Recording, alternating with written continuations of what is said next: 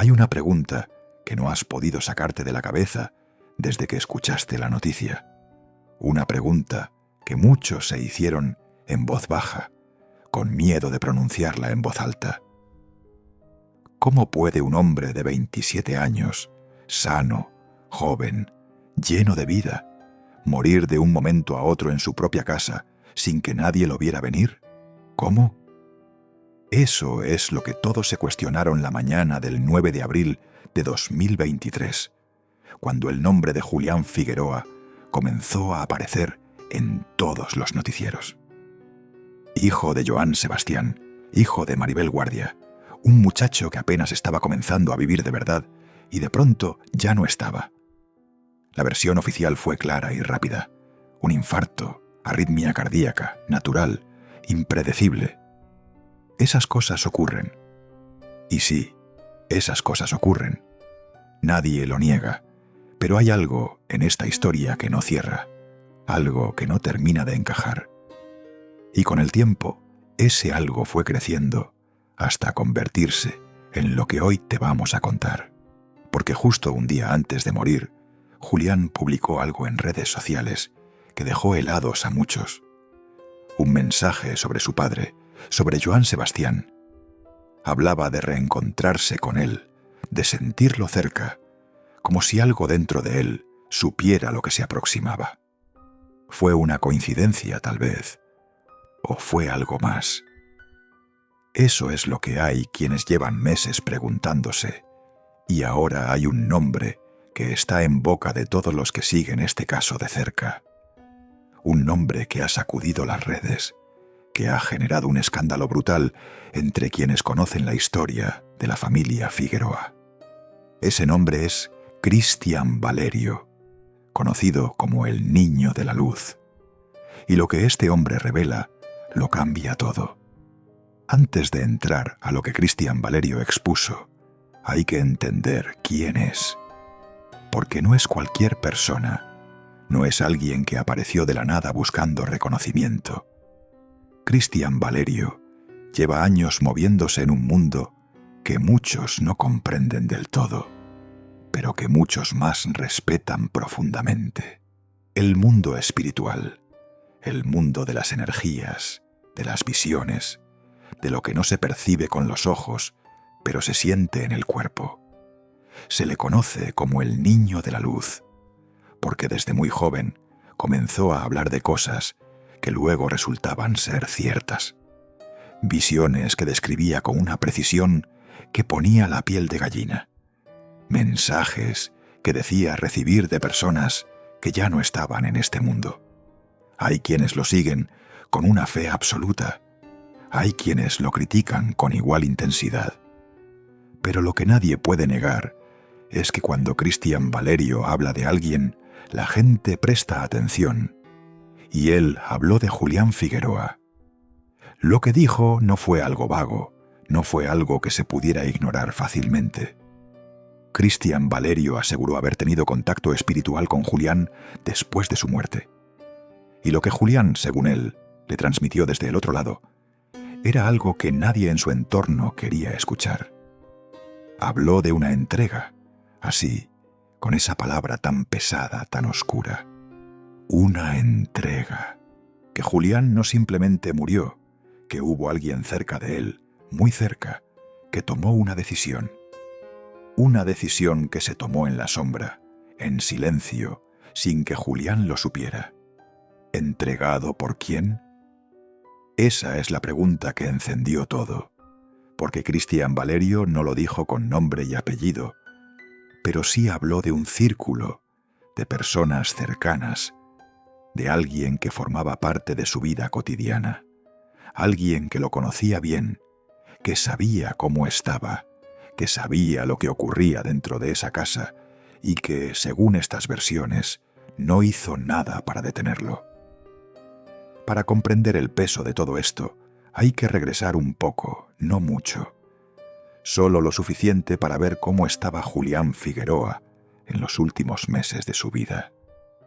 Julián no estaba bien, eso no es ningún secreto.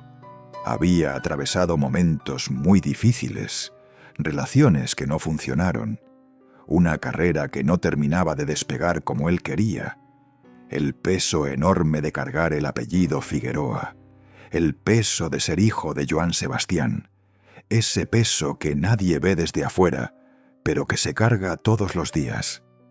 Hay quienes dicen que Julián vivía con una tristeza muy honda, de esas que no se notan a simple vista, de esas que uno aprende a esconder detrás de una sonrisa, detrás de publicaciones en redes, detrás de apariciones públicas donde todo parece estar bien. Pero por dentro la historia era otra. Tenía conflictos sin resolver con su entorno más cercano, con decisiones que se habían tomado sobre su vida, su carrera, su hijo, que él no había podido controlar del todo.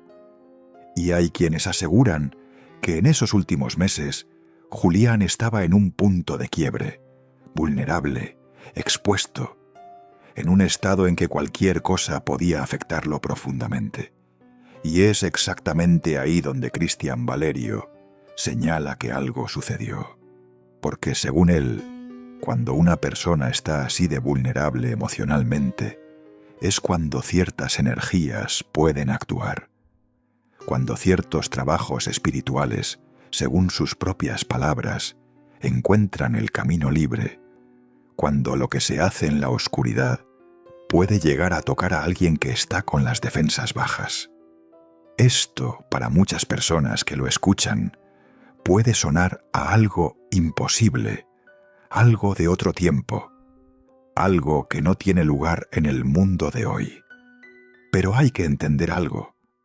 Para el público que conoce esta historia, para las personas que crecieron en la cultura mexicana, en la cultura de la sierra, en el México profundo, estas cosas no son cuento. Son parte de una realidad que muchos han vivido en carne propia, que muchos han presenciado en sus propias familias.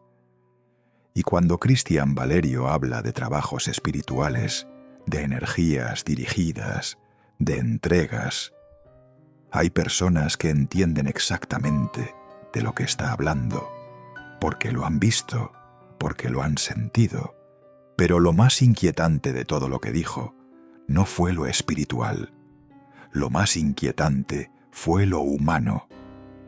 Porque Cristian Valerio también habló de algo muy concreto, de silencios, de personas que sabían cómo estaba Julián, de personas que estaban cerca, que lo veían todos los días, que podían haber dicho algo, que podían haber actuado, y no lo hicieron. ¿Por qué no lo hicieron? Esa es la pregunta que se queda flotando. Por comodidad, por miedo, por interés. O la situación de Julián para alguien dentro de su círculo era conveniente. Hay versiones muy duras, versiones que hablan de conflictos, de intereses, de herencias, de propiedades, de un niño pequeño en medio de una batalla entre dos familias que jamás se pusieron de acuerdo. Porque hay que recordar algo que mucha gente ya sabe. Cuando Julián murió, la guerra por la custodia de su hijo José Julián no era un secreto. Maribel Guardia de un lado y Imelda Tuñón del otro, y Julián en medio. Julián que amaba a su hijo. Julián que estaba en una situación emocional muy delicada precisamente por eso. ¿Había alguien a quien le convenía que Julián no estuviera? Esa pregunta la dejamos ahí, porque no somos nosotros quienes la vamos a responder, pero sí somos nosotros quienes te la ponemos enfrente para que tú la reflexiones. Y si estas historias te generan tantas preguntas como a nosotros, suscríbete al canal para que no te pierdas ninguna entrega. Regresemos al mensaje que Julián publicó el día antes de morir. Era un mensaje sencillo en apariencia, de esos que uno publica sin pensar demasiado, o al menos eso parece. Hablaba de su padre, de Joan Sebastián. Hablaba de extrañarlo, de sentirlo, de creer que iba a volver a verlo pronto. Pronto. Esa palabra, pronto. ¿Qué significa pronto cuando lo dice un muchacho de 27 años que aparentemente está sano? Algunos lo leyeron como nostalgia, como amor de hijo, como la forma en que uno añora a alguien que se fue antes de tiempo. Pero hay quienes lo leyeron de otra manera. Hay quienes vieron en ese mensaje algo que no era solo nostalgia, algo que sonaba a despedida, a alguien que ya sabía en algún lugar muy profundo de sí mismo que el tiempo se estaba acabando. Cristian Valerio fue uno de los que lo interpretó así y dijo algo que pocas personas se atrevieron a decir en voz alta, que ese mensaje no fue un mensaje de amor hacia su padre, fue el mensaje de alguien que ya estaba del otro lado, que ya estaba a medias, que ya había cruzado una línea sin regreso. Ahora bien, hay algo que no se puede ignorar. Julián Figueroa tenía 27 años cuando murió. Su medio hermano, Trigo de Jesús, también murió a los 27. Y en el mundo del espectáculo, del arte, de la música, hay un número que muchos artistas grandes conocen bien. El 27. El Club de los 27. Esa cifra oscura que se repite en historias de artistas que se fueron demasiado pronto, en la plenitud de su talento, en el momento en que todo debería estar comenzando de verdad. ¿Fue una coincidencia que Julián muriera exactamente a esa edad? ¿Fue una coincidencia que su hermano Trigo también se fuera a los 27? ¿O hay algo más detrás de esos números? Algo que la familia Figueroa carga sin querer cargarlo, una sombra que los persigue. Cristian Valerio habló de eso también. Y lo que dijo sobre la familia Figueroa, sobre lo que los rodea espiritualmente, sobre lo que hay quienes afirman que se colocó sobre esta familia hace muchos años, es uno de los capítulos más oscuros de esta historia. Y ese capítulo lo vamos a abrir más adelante, pero antes hay algo que necesitamos establecer con claridad.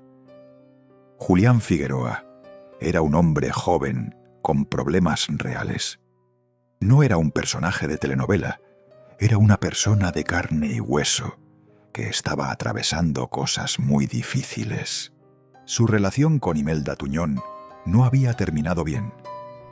La situación con su hijo era una herida abierta. Su carrera estaba en un momento de transición y encima de todo eso cargaba con algo que muy poca gente puede imaginar: ser hijo de Joan Sebastián. Ser hijo de Joan Sebastián no es solo un privilegio, es también un peso, porque Joan Sebastián no era solo un cantante famoso, era una leyenda, era un mito, era un hombre que había marcado la música mexicana de una manera que pocos han logrado. Y cuando eres el hijo de ese hombre, todo lo que haces se compara, todo lo que cantas se juzga, todo lo que eres se mide contra lo que fue él. Julián lo sabía y lo cargaba en silencio como cargan las cosas los hijos de los grandes. Hay personas cercanas a Julián que han contado cosas que nunca llegaron a los medios, cosas que se quedaron en conversaciones privadas, en mensajes que no se publicaron, en testimonios que algunas personas dieron de manera reservada. Hay quienes aseguran que en los últimos meses Julián hablaba de sentirse observado, de percibir que había algo a su alrededor que no era normal, que había energías que él no podía explicar, pero que sentía físicamente, que había noches en que no podía dormir, que se levantaba con una angustia sin nombre, que algo en él sabía que algo estaba pasando, aunque no supiera exactamente qué. Eso, claro, no podemos saberlo con certeza. No somos quienes lo vivieron. Pero hay demasiadas personas que narran versiones similares como para descartarlo sin más. Y Cristian Valerio, cuando habla de todo esto, dice algo que muchos encontraron estremecedor, que Julián lo sintió, que en algún nivel él supo, y que por eso escribió ese mensaje, no para sus seguidores, sino para su padre, porque Johann Sebastián era el único que podía entender lo que estaba ocurriendo. Johann Sebastián. Hay que hablar de él en este punto, porque Johann Sebastián murió en 2015, 8 años antes que Julián. Y sin embargo, su presencia en esta historia es tan poderosa como si todavía estuviera aquí. Johann Sebastián fue un hombre que vivió rodeado de misterio, de contradicciones, de sombras. Un hombre que amó con una intensidad que pocos pueden imaginar, que perdió a 2 hijos de manera violenta, que batalló 16 años contra un cáncer que debería haberlo apagado mucho antes, que siguió de pie subiendo a los escenarios, cabalgando, cantando, cuando todos los médicos decían que ya no tenía fuerzas. Ese era Johann Sebastián, un hombre que no se rendía ante nada, ni al dolor, ni a la enfermedad, ni a la muerte. Pero hay algo que muy poca gente conoce, algo que forma parte de la historia más oscura de esta familia, porque Johann Sebastián también se movió en un mundo donde no todo era transparente, donde no todo era visible, donde hay versiones que hablan de compromisos que se hicieron en la sombra, de favores que se solicitaron y que se cobraron, de deudas que no tienen que ver con dinero. Y si esas deudas se cobraron en sus hijos, eso es lo que hay quienes se preguntan en voz muy baja. Trigo asesinado a los 27, Juan Sebastián asesinado a los 32 y ahora Julián muerto a los 27 de un infarto que nadie esperaba. 3 hijos, 3 tragedias, 3 historias que tienen en común una cosa, que en todas ellas hay preguntas que nunca se respondieron del todo. ¿Qué une esas 3 muertes más allá de la sangre? ¿Qué hay detrás de esta familia que parece atraer la tragedia de una manera que va más allá de lo que la estadística puede explicar? Cristian Valerio tiene una respuesta para eso, y cuando la da, uno puede estar de acuerdo o no, puede creer o no creer, pero lo que uno no puede hacer es dejar de escucharla. Hay que entender algo sobre la familia Figueroa para comprender el contexto de todo esto. Esta es una familia que viene de la Sierra de Guerrero, de Juliantla, un lugar pequeño, recóndito en las montañas del norte del estado. Un lugar donde el mundo moderno llega tarde y donde el mundo antiguo, el mundo de las creencias, el mundo de lo que no se ve, pero se respeta, tiene una presencia muy fuerte. En Guerrero, las tradiciones espirituales no son algo que se aprende en un libro, son algo que se vive, que se hereda, que corre por la sangre igual que corre el apellido. Y la familia Figueroa no es ajena a eso. No puede serlo porque viene de ese lugar, porque lleva ese lugar adentro. Johann Sebastián lo sabía, y hay quienes dicen que él mismo en algún momento de su vida tuvo que recurrir a cosas que no pertenecen al mundo de lo cotidiano para proteger lo que amaba, para abrir caminos, para cerrar puertas, para mantener lo que tenía. Y que al abrir ciertas puertas no siempre se pueden cerrar tan fácilmente.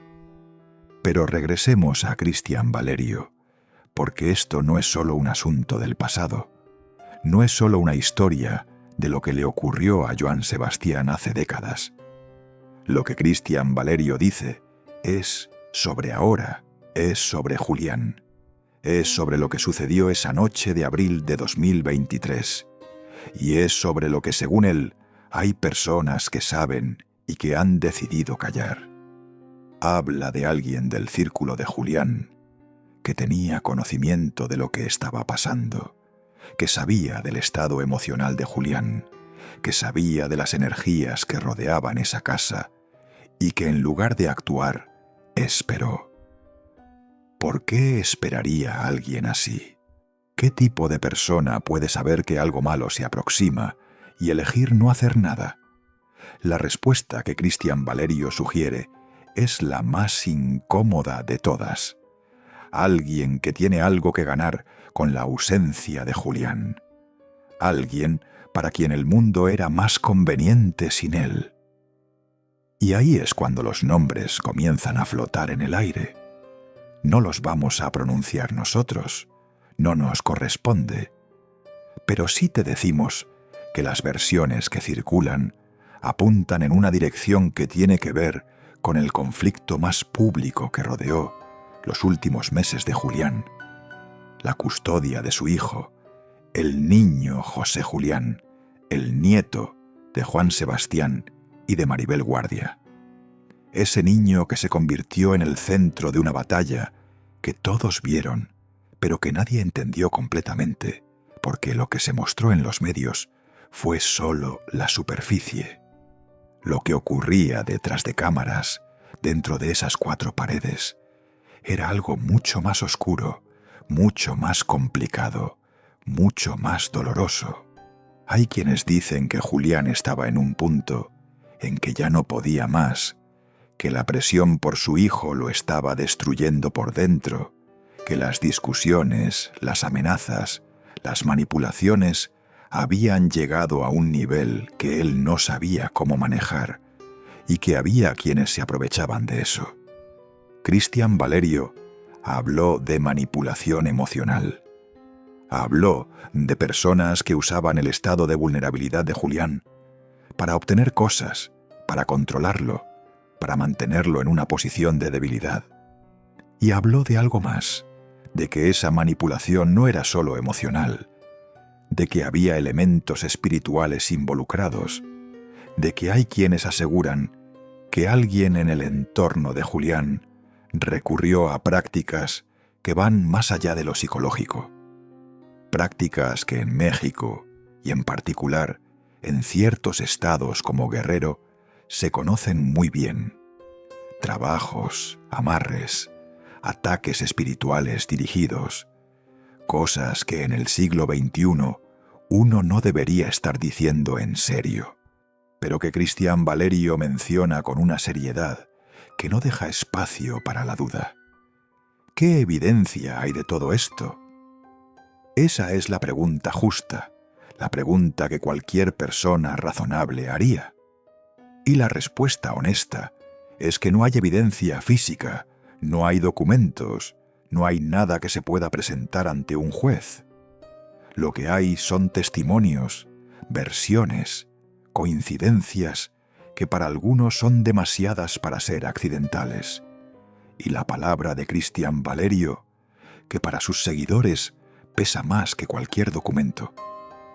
Pero hay algo que sí se puede ver, algo que sí está documentado, y es el patrón que se repite en esta familia, la manera en que la tragedia los persigue, la forma en que los jóvenes de esta familia no llegan a viejos. Trigo de Jesús Figueroa, 27 años, asesinado frente a un concierto de su padre en Texas, un disparo en la cabeza y Joan Sebastián sosteniéndolo entre sus brazos mientras se desangraba, sin que nadie viniera a auxiliar, sin que el asesino fuera capturado. Nunca. Piénsalo. Un homicidio a plena vista, frente a un concierto lleno de gente, y el responsable nunca fue hallado.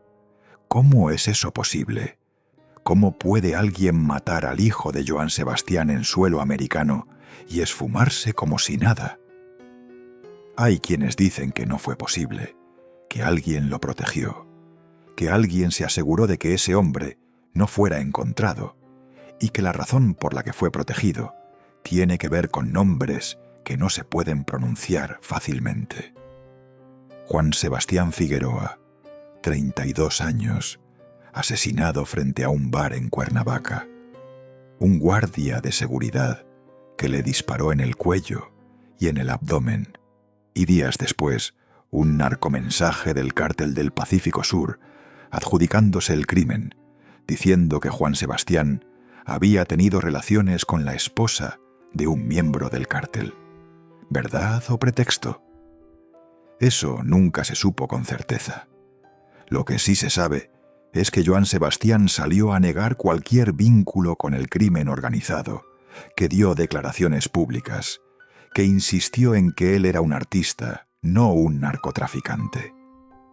Pero hay preguntas que esas declaraciones no respondieron, preguntas que quedaron flotando en el aire, preguntas que años después, con el surgimiento de ciertos libros y ciertos testimonios en juicios internacionales, regresaron con más fuerza que nunca.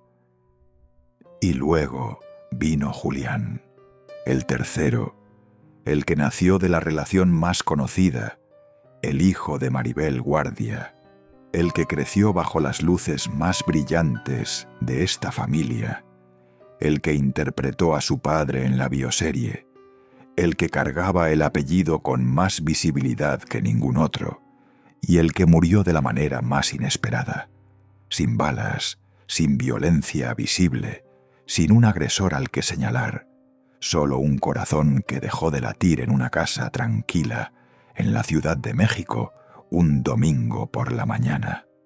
Cristian Valerio dice que esa es la forma más peligrosa de un ataque, la que no deja marcas, la que no tiene testigos, la que se ve como algo natural porque por fuera todo parece normal. Y dice algo más que ha generado un debate enorme, que quienes ejecutan este tipo de trabajos saben exactamente cómo hacer que algo parezca natural. Saben cómo debilitar a alguien sin que nadie lo note, cómo hacer que el cuerpo ceda, cómo hacer que el corazón se rinda. ¿Es esto posible desde un punto de vista médico? ¿Desde un punto de vista científico? La respuesta sería no. Pero desde el punto de vista de millones de personas en México y en América Latina, que han vivido de cerca el poder de ciertas prácticas, la respuesta no es tan simple. Y aquí hay que detenerse un momento para hablar de algo que Cristian Valerio mencionó, que tiene que ver directamente con un video que ya está en este canal, en Detrás de la Fama. Un video que muchos de ustedes ya vieron. Un video que habla de algo que el brujo mayor de Catemaco reveló sobre Julián Figueroa. Porque lo que el niño de la luz dice y lo que el brujo mayor de Catemaco dijo no son historias separadas, son piezas del mismo rompecabezas, piezas que encajan de una manera que cuando las ves juntas te dejan sin palabras. Pero eso viene después, porque primero necesitamos establecer algo fundamental, algo que Cristian Valerio planteó antes de hablar de Julián. Algo que tiene que ver con Joan Sebastián mismo. Joan Sebastián tenía enemigos, no del tipo que manda flores con espinas, enemigos de verdad, personas que lo odiaban con una intensidad que va más allá de los celos profesionales o la rivalidad artística. Y hay quienes dicen que algunos de esos enemigos nunca se conformaron con verlo sufrir en vida, que algunos querían algo más profundo, más permanente, algo que tocara lo que él más amaba, lo que más cuidaba, lo que le daba razón de vivir incluso cuando el cáncer lo estaba consumiendo por dentro. Sus hijos. ¿Puede el odio de una persona llegar hasta ahí?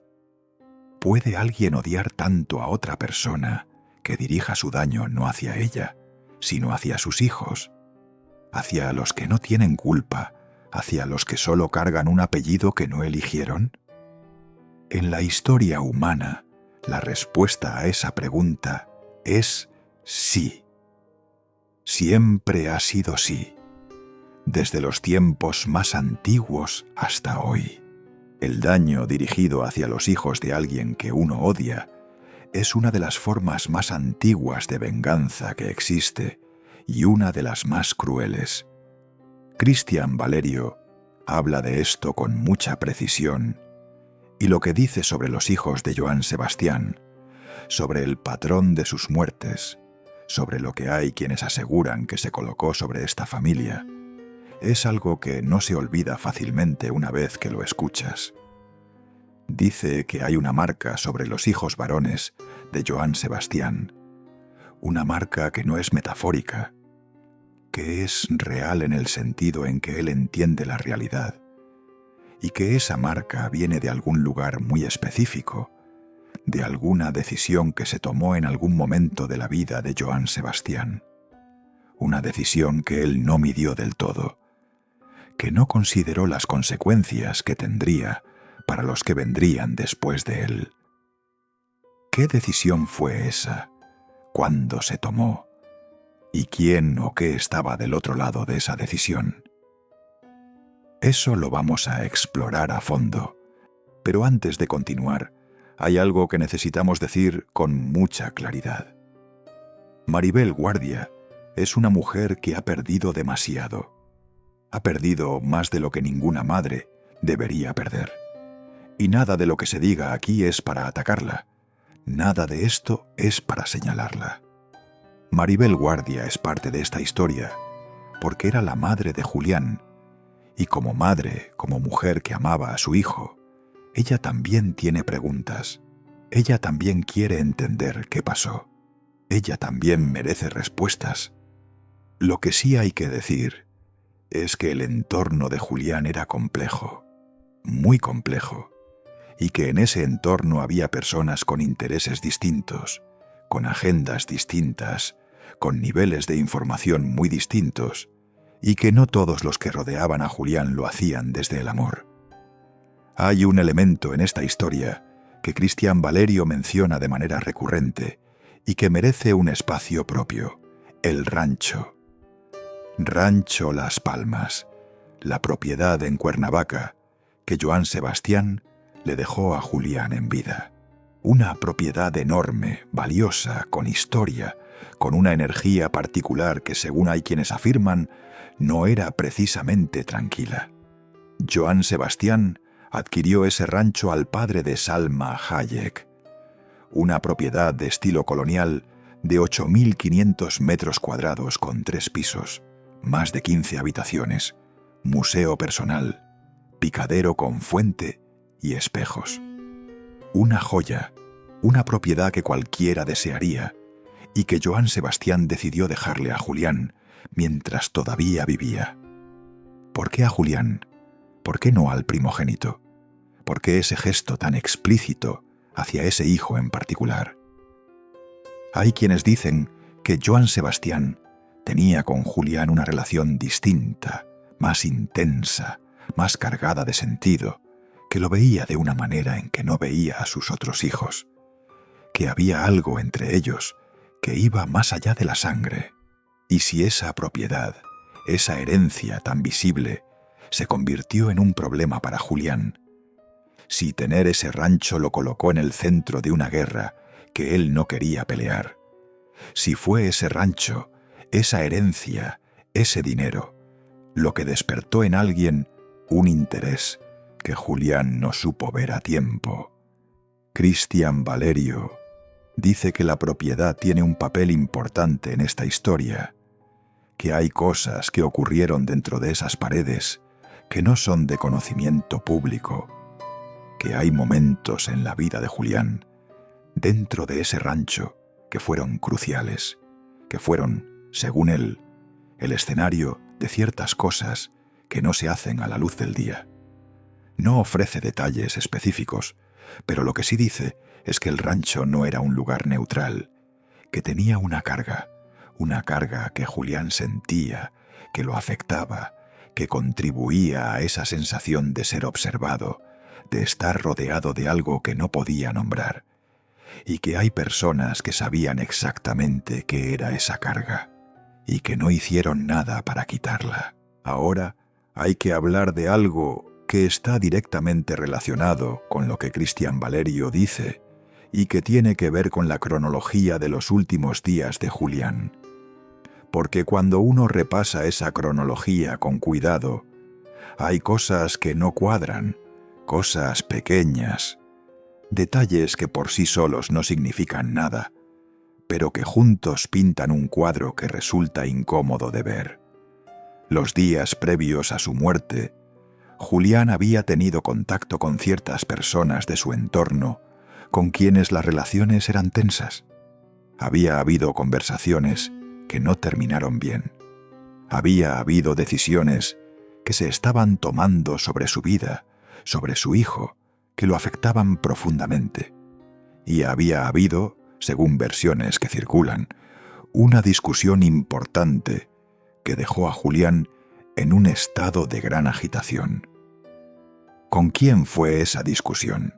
Eso es algo en lo que no todos coinciden al señalar, pero sí hay consenso en que Julián no estaba bien emocionalmente en esos últimos días, que estaba en un momento de gran fragilidad y que las personas que lo rodeaban lo sabían.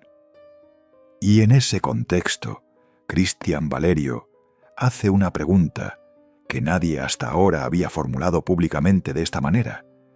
¿Quién fue la última persona que estuvo con Julián antes de que muriera? ¿Qué pasó en esas horas? ¿Qué se dijo? ¿Qué se hizo? ¿Y qué no se hizo? Esas preguntas todavía no tienen respuesta oficial, y hay quienes dicen que nunca la tendrán, que hay personas con el interés suficiente en que esas preguntas se queden sin responder, en que la versión del infarto natural permanezca como la versión oficial para siempre.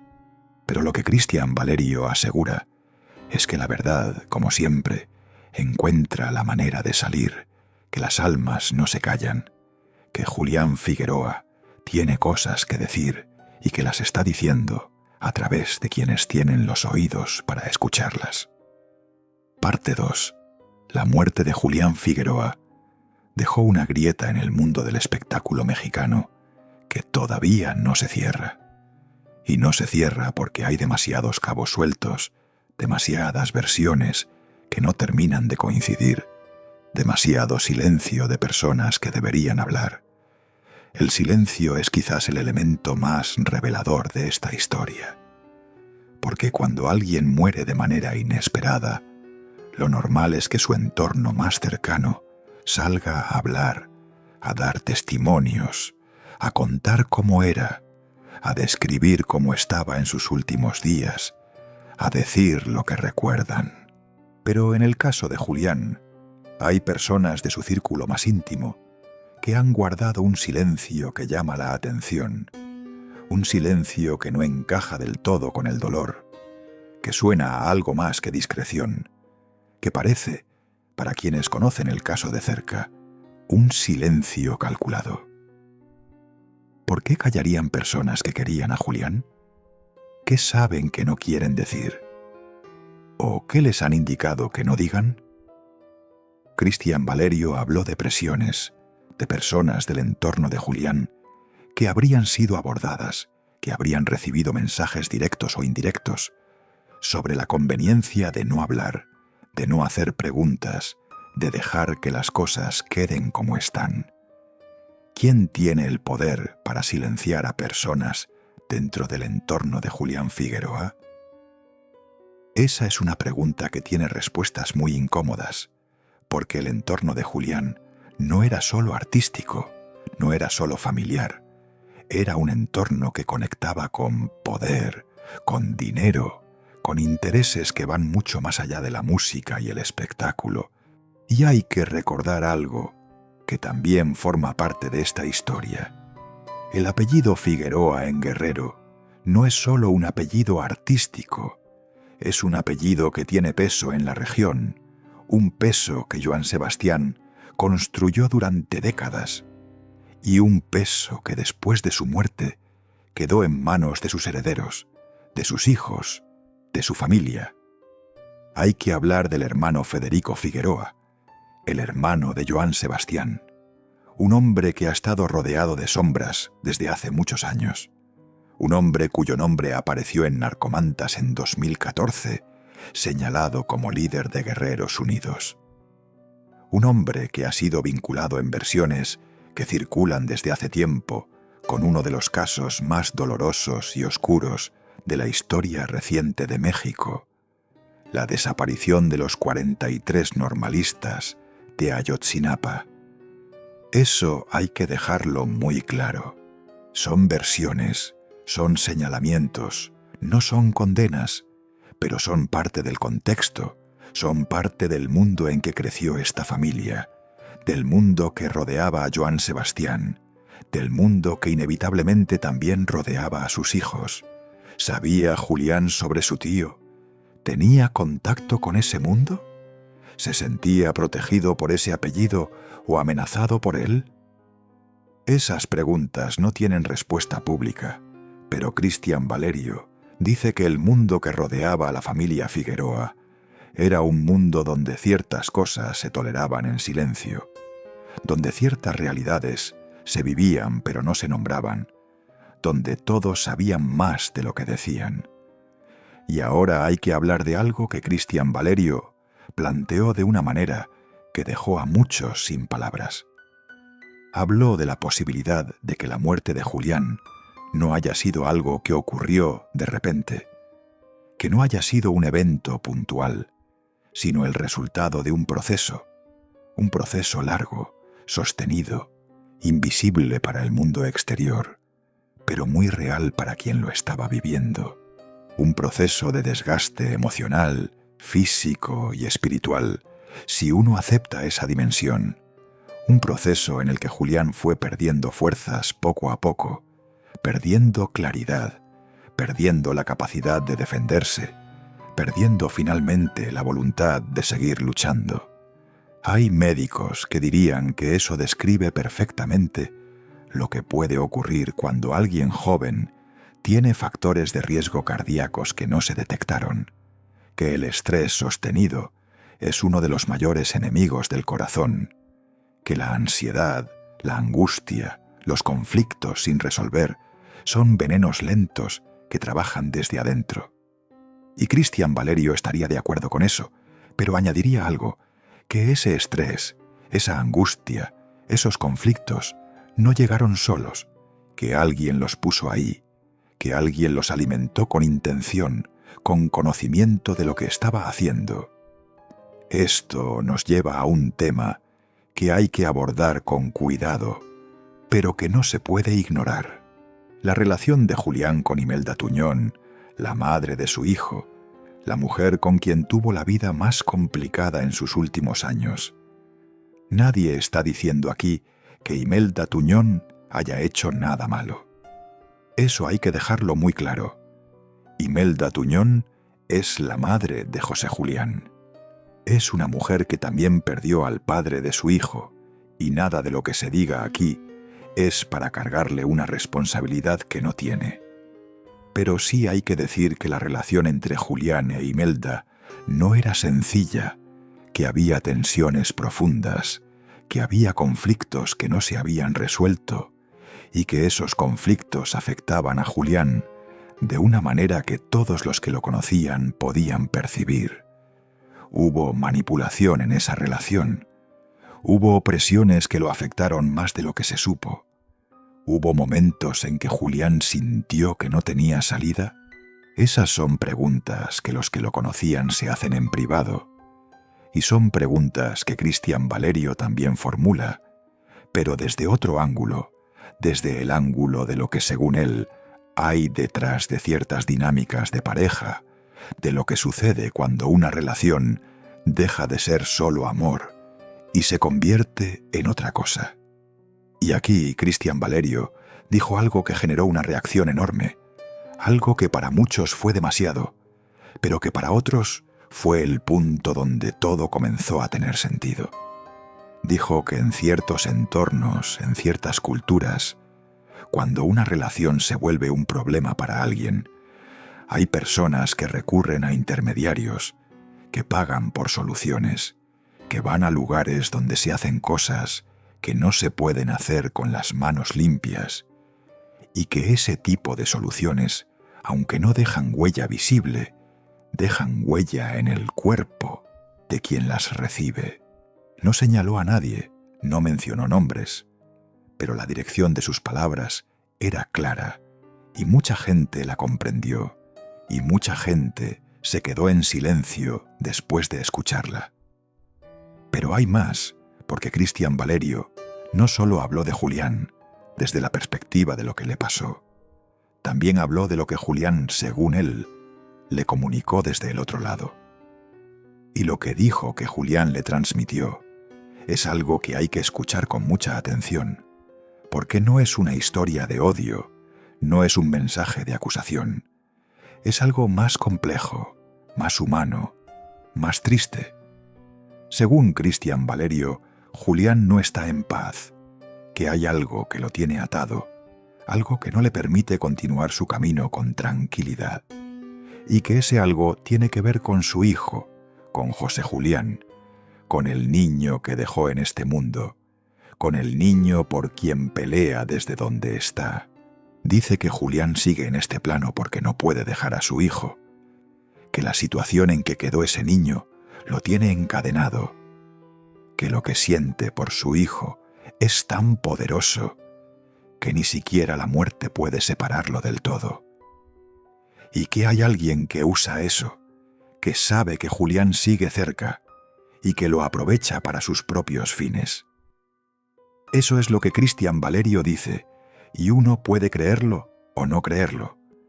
Pero lo que es innegable es que la situación de ese niño, de José Julián, sigue siendo una guerra. Una guerra que empezó antes de la muerte de Julián y que no ha terminado. Una guerra entre Maribel Guardia y la familia de Imelda Tuñón. Una guerra por la custodia, por la crianza, por el futuro de un niño que perdió a su padre a los 4 años. ¿Qué tipo de mundo es ese para un niño? Saber que los adultos que te rodean no pueden ponerse de acuerdo sobre quién eres tú. Julián nunca quiso eso para su hijo. Eso es algo en lo que todos los que lo conocieron coinciden. Que Julián amaba a ese niño sobre todas las cosas, que era lo más importante que tenía en el mundo, que haría cualquier cosa por él, y que la incapacidad de protegerlo fue tal vez lo que más lo destrozó. Hay un momento en la vida de Julián que Cristian Valerio menciona de manera especial. Un momento que no fue público, un momento que solo las personas más cercanas a él conocen.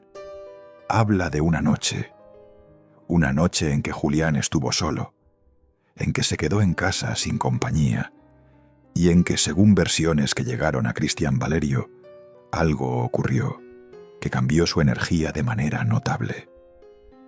Que después de esa noche, Julián no fue el mismo. No habló de lo que pasó esa noche con nadie, o si lo habló, la persona con quien lo hizo no lo ha contado. Pero hay quienes lo vieron en los días siguientes y notaron algo diferente en él, una tristeza más profunda, una distancia, como si algo en él hubiera cedido, como si una puerta que antes tenía cerrada se hubiera abierto. Cristian Valerio dice que esa noche fue un punto de inflexión, que lo que pasó no fue accidental y que lo que entró por esa puerta abierta no volvió a salir. Necesitamos hablar de la conexión entre Joan Sebastián y su hijo en el plano espiritual, porque es algo que Cristian Valerio aborda de manera muy particular y que arroja una luz diferente sobre ese mensaje que Julián publicó el día antes de morir. Joan Sebastián murió en julio de 2015.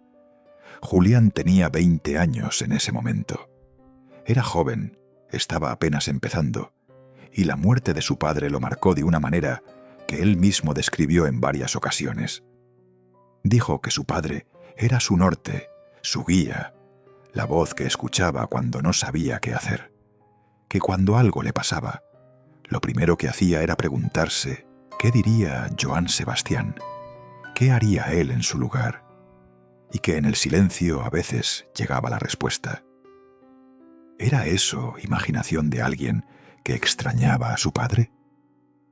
Probablemente para la mayoría de las personas sí, pero Cristian Valerio dice que en el caso de Julián esa conexión era genuina, que Joan Sebastián sí estaba ahí, que lo acompañaba, y que en sus últimos días esa presencia se hizo más intensa, como si Joan Sebastián supiera lo que se aproximaba y estuviera tratando de preparar a su hijo para cruzar.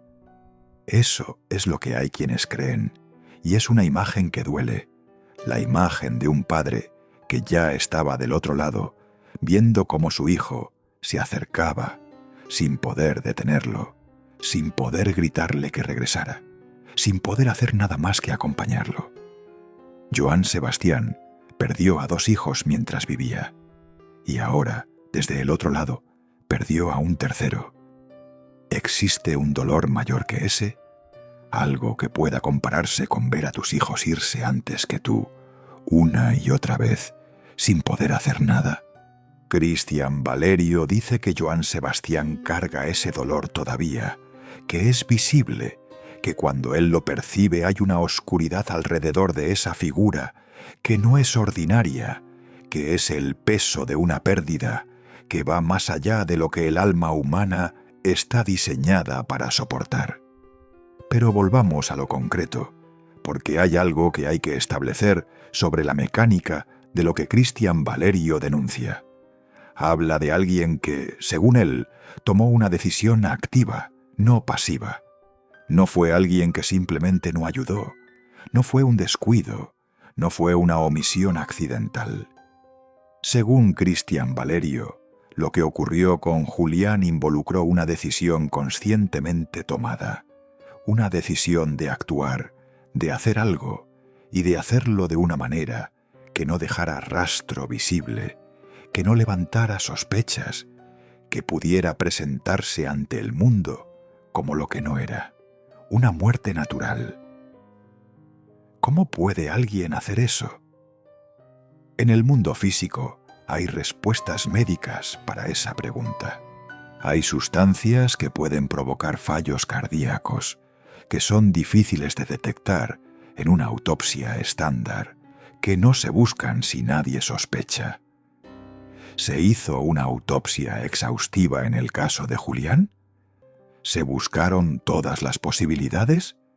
¿O la versión del infarto natural cerró la investigación antes de que pudiera profundizarse? Esas son preguntas que Cristian Valerio también hace. Desde el ámbito espiritual, él tiene sus propias respuestas, pero también invita a reflexionar en las respuestas del mundo físico, en las del mundo de la medicina, en las del mundo de la investigación. Porque si hay algo que une lo espiritual y lo material en esta historia es esto: la verdad todavía no ha salido completamente, y hay personas interesadas en que siga sin salir. Hay quienes han seguido este caso de cerca y señalan algo que llama la atención: la velocidad con que todo se resolvió, la velocidad con que se emitió el certificado de defunción, la velocidad con que se hicieron los trámites, la velocidad con que la versión oficial quedó establecida. En casos de muerte súbita de personas jóvenes, lo normal es que haya una investigación, que se hagan preguntas, que se tome tiempo, que no se lleve a enterrar a alguien antes de saber exactamente qué ocurrió. ¿Eso sucedió con Julián? ¿Hubo una investigación seria o la presencia del nombre Figueroa, la presión mediática, la urgencia de las personas involucradas cerraron ese proceso antes de que pudiera completarse? Cristian Valerio dice que sí, que algo se cerró prematuramente y que lo que quedó por investigar es lo que él lleva meses tratando de sacar a la luz. Volvamos un momento a Maribel Guardia, porque su papel en esta historia es complejo y hay que tratarlo con justicia. Maribel Guardia es una mujer que ha dado la cara, que ha hablado, que ha llorado en público, que no ha guardado silencio sobre el dolor que siente. Y eso hay que respetarlo. Nadie que ha visto a Maribel hablar de su hijo puede dudar de que ese dolor es real, de que esa pérdida la quebró. Pero también hay algo que hay que decir. Maribel ha tomado decisiones en relación con su nieto que son polémicas, decisiones que generaron conflictos, que pusieron a la familia en una posición difícil y que algunos interpretan como decisiones tomadas desde el dolor, pero que otros interpretan como decisiones tomadas desde el control. ¿Qué quería Maribel para su nieto? ¿Qué quería para ella misma? ¿Y qué tan lejos estaba dispuesta a llegar para conseguirlo? Esas preguntas tampoco tienen respuesta oficial, pero son preguntas que circulan y que Cristian Valerio, aunque no apunta directamente hacia Maribel, tampoco descarta en sus reflexiones sobre el entorno de Julián. Y aquí llegamos a uno de los puntos más tensos de todo lo que Cristian Valerio ha dicho. Habló de personas del entorno de Julián que tenían conocimiento de lo que estaba ocurriendo espiritualmente, que sabían de las energías negativas que lo rodeaban, que estaban informadas de una manera u otra de lo que se estaba haciendo y que en lugar de alertar a Julián, en lugar de intervenir, en lugar de buscar protección para él, eligieron no decir nada. ¿Por qué elegiría alguien el silencio en ese momento? ¿Por temor, por lealtad hacia quien estaba haciendo el daño? ¿O por interés propio, por saber que si Julián desaparecía, algo cambiaría en su favor? Cristian Valerio no da nombres, pero dice que esas personas existen, que están vivas, que siguen en sus lugares y que cargan ese silencio. Hay una imagen que Cristian Valerio describió que se quedó grabada en la mente de quienes lo escucharon.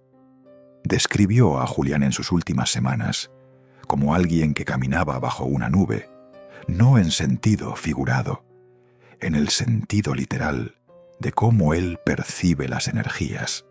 Una nube oscura, densa, que lo seguía a donde fuera, que se hacía más pesada con el tiempo, que lo agotaba, que lo iba apagando lentamente. Y describió algo más, que alrededor de esa nube había como hilos que conectaban esa oscuridad con personas específicas, personas que en su percepción tenían colores muy particulares, que no eran personas del mundo espiritual, eran personas del mundo real, personas de carne y hueso que conscientemente o no alimentaban esa nube, y que al menos una o dos personas de ese círculo lo hacían a propósito, con plena conciencia de lo que estaban haciendo. Esto nos lleva a una pregunta que es imposible ignorar en este punto de la historia. ¿Hay alguien que deba responder por la muerte de Julián Figueroa? No desde el punto de vista de Cristian Valerio únicamente, sino desde el punto de vista de cualquier persona que mire esta historia con ojos críticos. Hubo negligencia, hubo omisión, hubo personas que sabían que Julián estaba en un estado de riesgo y no hicieron nada. En el mundo físico, en el mundo médico, en el mundo legal, esas preguntas también tienen peso, porque si Julián tenía factores de riesgo cardíaco que no se atendieron, si había señales de alarma que se ignoraron, si había personas a su alrededor que sabían del estado en que estaba y eligieron no actuar, ¿cuánto de eso es culpa? ¿Y cuánto de esa culpa es pasiva? ¿Y cuánto es activa? Cristian Valerio no habla solo de lo espiritual, habla también de algo muy concreto, de que hay personas que usaron el estado de vulnerabilidad de Julián, que aprovecharon su fragilidad emocional para obtener cosas, para tomar decisiones sobre su vida y sobre su hijo. Decisiones que Julián, en un estado de mayor fortaleza, no habría aceptado.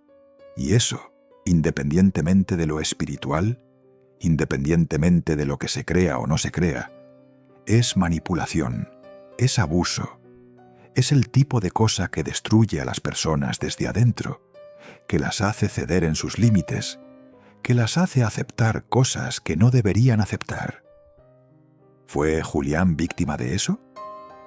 Las personas que lo conocieron dicen que sí, que había momentos en que él hacía cosas que no quería hacer, que decía cosas que no sentía, que se movía en una dirección que no era la suya.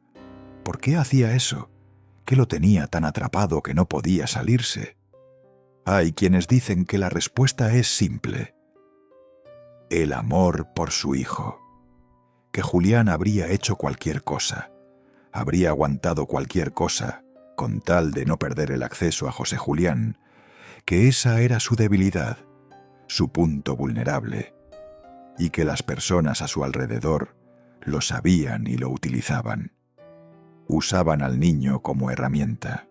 Usaban el amor de Julián por su hijo para controlarlo, para mantenerlo en una posición de dependencia, para asegurarse de que no se alejara, de que no tomara decisiones por su cuenta, de que siguiera necesitando de ciertas personas para poder estar con lo que más amaba.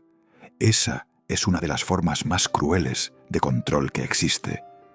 Y Julián lo vivió en silencio durante meses, hasta que su cuerpo no pudo más. Cristian Valerio habló de un momento específico, un momento en que Julián intentó salir de esa dinámica, en que buscó apoyo, en que se acercó a personas que pensaba que podían ayudarlo, que podían sacarlo del lugar en que estaba. Y habló de que ese intento fue bloqueado, de que las personas a las que se acercó, por distintas razones, no pudieron o no quisieron ayudarlo de la manera en que él lo necesitaba, de que Julián se quedó solo con esa decisión, sin salida, sin apoyo, con el peso de todo cayendo sobre él y con un corazón que literalmente no aguantó más. Hay algo que Cristian Valerio repite mucho en sus declaraciones sobre Julián, una idea que expresa varias veces de distintas maneras, y es esta: que Julián era una persona con mucha luz.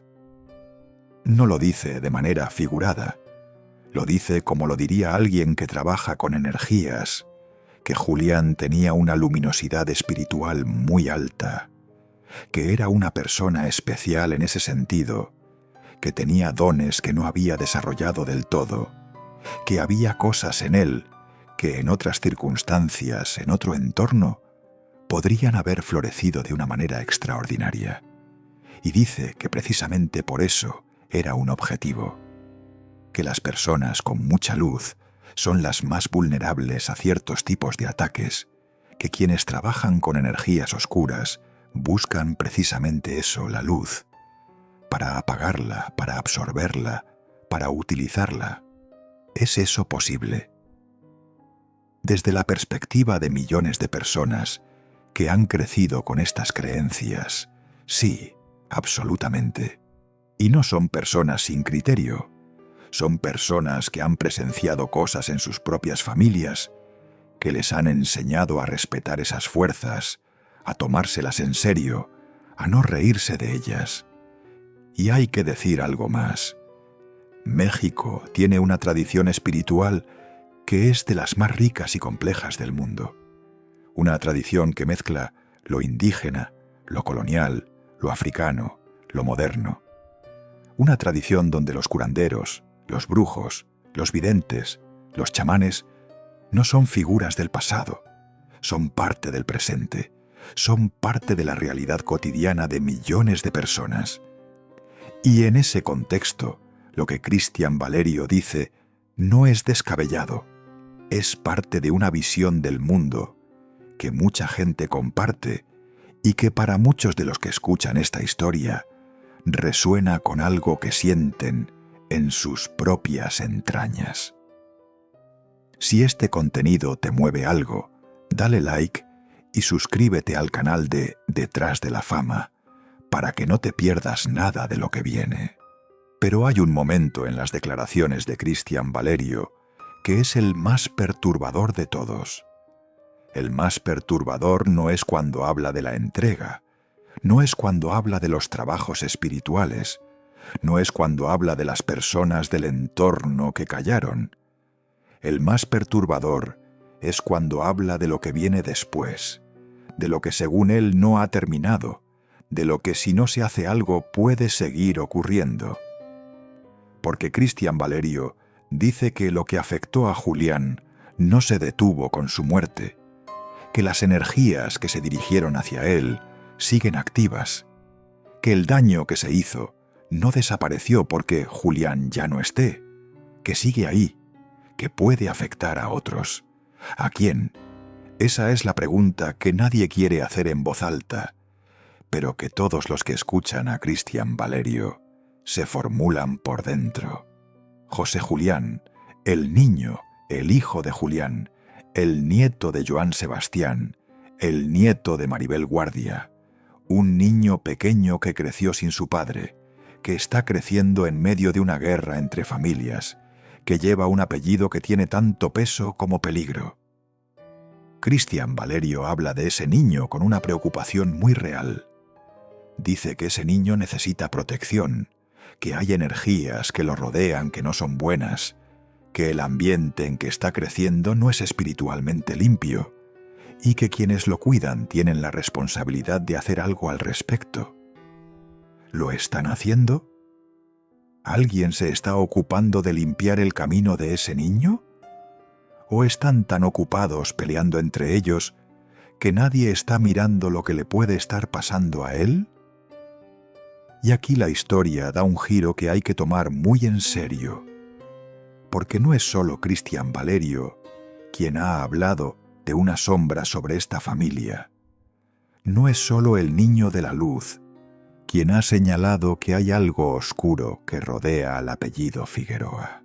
Hay otro personaje en esta historia, alguien que habló antes que Cristian Valerio, alguien cuyas palabras en su momento sacudieron a quienes las escucharon, alguien que viene de un lugar donde el conocimiento de estas cosas es muy profundo, muy antiguo, muy respetado, el brujo mayor de Catemaco.